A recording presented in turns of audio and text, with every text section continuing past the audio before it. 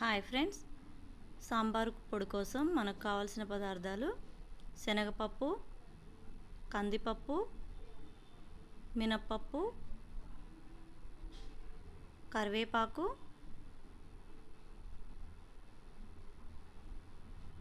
జీలకర్ర, సోంపు, మెంతులు,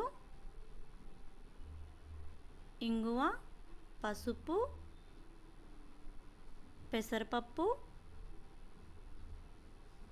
ఒక స్పూన్ మిరియాలు, ఒక 5 యాలకులు, 2 లవంగాలు, ఒక చిన్న దాల్చిన చెక్క ముక్క, 2 ఇంచుల సొంటి, 2 చిటికెళ్ళ రాతి పువ్వు, 3-4 ఎండుమిర్చి.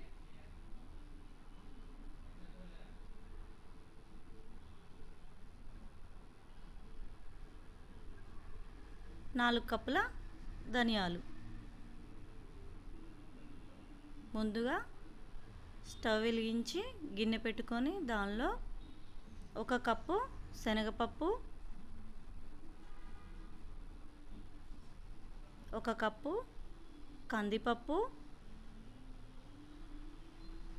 1/2 కప్పు మినపప్పు,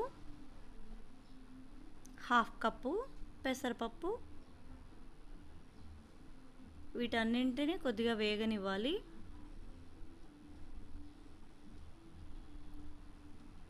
ఇవి కొద్దిగా వేగాక ఒక 3-4 ఎండుమిర్చి తీసుకొని తుంపి వేసుకోవాలి. వీటన్నింటినీ బాగా దోరగా వేయించుకోవాలి. పప్పులన్నిటినీ ఇవన్నీ మంచి వాసన వస్తుంటాయి వేగిన తర్వాత. అప్పుడు దింపి ప్లేట్లో పోసుకోవాలి.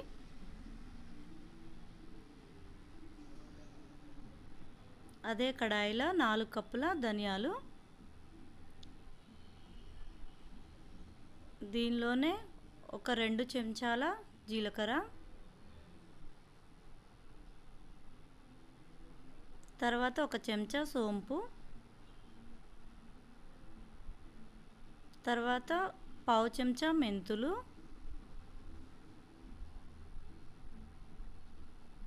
ఇవి కొద్దిగా వేగాక మనం ముందుగా చూపించినటువంటి దినుసులు, మసాలా దినుసులన్నీ వేసుకోవాలి. ఈ ధనియాలు ఇవన్నీ బాగా వేగనివ్వాలి. ఇవన్నీ వేగాక ఒక ప్లేట్లో తీసుకొని చల్లారబెట్టుకోవాలి.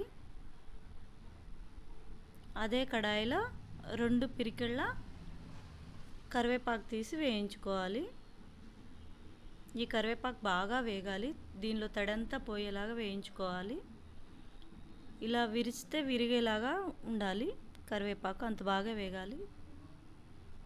తర్వాత ఇవన్నీ ప్లేట్లోకి తీసుకున్నవన్నీ ఒక మిక్సర్ జార్లోకి తీసుకోవాలి. ముందుగా పప్పులు మిక్సీ పట్టుకోవాలి.